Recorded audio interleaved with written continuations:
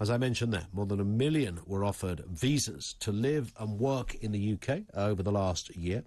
Highest figure on record, Office of National Statistics. The number of visas handed out to workers, students, family relatives and other foreign nationals rose by 35% to nearly 995,000 the year up to March. That's up from pre-pandemic highs of about 740,000. The data also showed that 3/4 of initial asylum applications are being granted.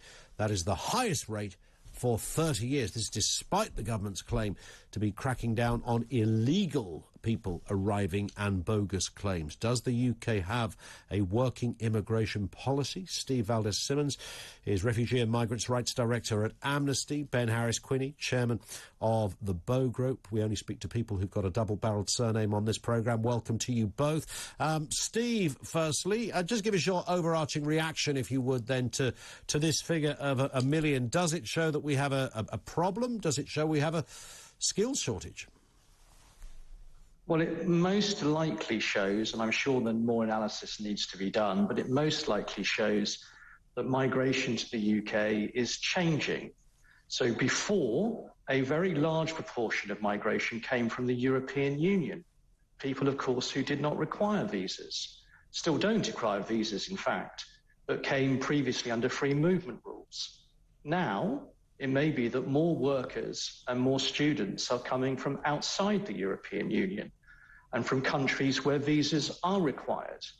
So it's very important to not simply look at the visa number, but actually look at the total number. So if you just base it on visas, then you will get a higher number. It may not be any higher than it has been could even be less than it has been over the last few years. I guess, Ben, one of the issues within this, and if people are coming over to be a doctor, surgeon, IT consultant, we kind of mostly, I think, understand all of that. But there's a lot of other categories in there that many people will be concerned about. Family members may concern some people, and of course those that are deemed to be illegal and bogus. Well, I think the concern of the British public for the last 2 decades really has been on the sheer scale of immigration. I think most people are pro some immigration. It's mass immigration that people are opposed to, and for quite a long time, roughly 1 million people a year have been entering this country. 82% of our population growth is down to immigration. And that creates a self-fulfilling prophecy because our population is growing quickly. It creates a demand for jobs that wouldn't be there if it wasn't for immigration. So the argument that's used that, we need immigration to fill the job places ignores the fact that immigration is actually causing most of our population growth and that demand, therefore. And I think really what it comes back to is the fact that the public have consistently said that they are opposed to mass immigration, and that has consistently been ignored by successive governments. And it was the major driver behind the Brexit vote. And I think very quickly people are going to realise that this government has passed Brexit, that they've actually increased immigration numbers. And it's extraordinary that you hear the left call this government hard right, fascist on immigration, when actually this government lets in not only more people every year than the last Labour government, but more people every year than any government in history. And it is simply unsustainable. It will create problems for this country that we're already seeing, but over the next few decades, they're going to get far worse. And I think, unfortunately, there's going to be a lot of discord as a result. Yeah. Do you recognise that analysis, Steve? Well, not really, actually. I think far more work needs to be done to start with where I began, and actually to look at who is arriving and for what purpose, and to treat different categories differently, and to recognise that numbers of visas don't necessarily equate simply to numbers of people. Many people come to this country not needing a visa at all, and that includes even after free movement has ended. So you can't just look at the visa numbers and see what's happening. The fact is that migration fell quite enormously over the COVID period and has only recently started to pick up. As for other factors about the issue of the asylum system, which maybe we'll get onto, that is a very discrete aspect of itself, which of course pales into significance in terms of numbers, because the number of people seeking asylum even under recent increases, doesn't bear relation to the sorts of numbers of people who generally come through our immigration system. So, Ben, in fact, if you delve into that particular element of this story, fewer migrants seeking asylum, thinking of the cross-channel journeys that are made by people, there's a figure that's gone down and not up in recent years, Ben.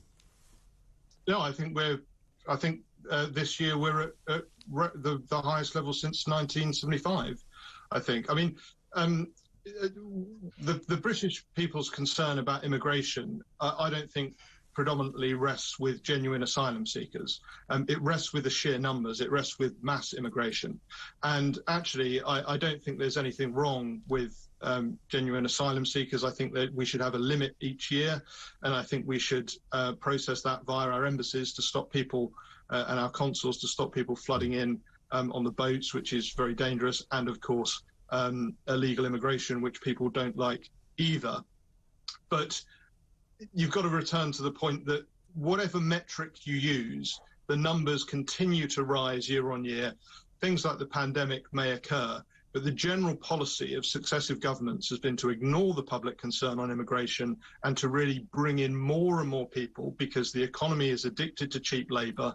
The big corporates that tend to have the ear of the government want these people to keep coming in at the levels they are. But the majority of the public don't. Steve, can you just...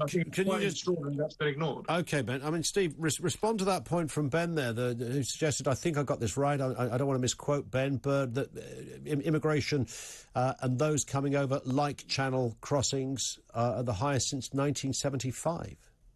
Well, that's plainly not correct. I mean, the highest figures for our asylum numbers date back to the early 2000s and the beginning of the Blair government. It's certainly true that in terms of asylum, over the last few months, particularly from the latter half of last year, asylum numbers have started to significantly rise.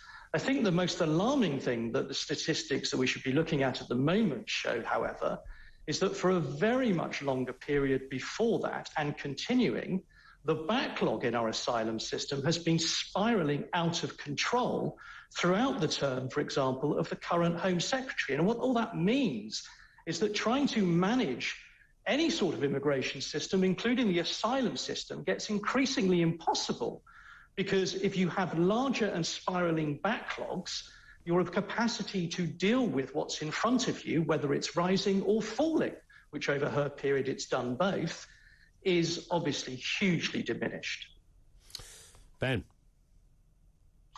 Well, look, I think perhaps Stephen agrees with me that it would be a much better system to have those migration asylum applications being made at our embassies and our consuls at the closest point to where people are coming from, rather than relying on them coming into this country, because the government is is actually encouraging illegal immigration, despite whatever claims it makes about Rwanda or hostile environment. You know, they're really encouraging people to come to this country illegally, and they're not doing anything to stop the boats. It's extremely dangerous for everyone concerned. It's dangerous for the people coming. It's dangerous for the authorities and the charities that are trying to help them. So that absolutely needs to be dealt with. But I come back to the point, and really what this story is about is the sheer numbers of people coming to the country. Of course, you can look at individual cases and, you know, people from Ukraine that are genuinely claiming asylum, and I don't think many people would disagree with that. But do you think, Ben, sorry to interject, but do you think that, like, people like doctors and nurses, you know, we require some of those people, right? Well, I think you've got to take, I mean, most of the people that are coming in as migrants are low-skilled workers. They're coming in to you know, do the jobs in Starbucks and warehouses. But you wouldn't get a visa for that, surely? Yeah, absolutely. I mean, in order to work legally in the United Kingdom, you're going to need a work visa. So I'm talking about people that are coming over here legally. That's the biggest segment of immigration. It's legal migrants, and it's been far too high over 20 years. I mean, it's nothing like this has ever occurred in human history, in British history, Numbers like this have not been seen by any government before.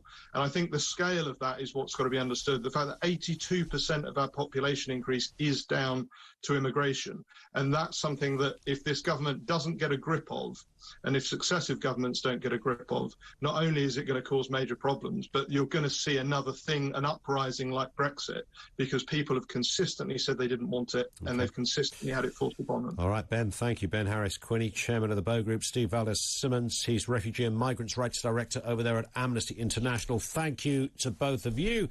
Over to you on this one as well. What are you making of it all? 0344 499 1000 is where you'll find us. This is Talk TV. We are live from the Talk Radio studios.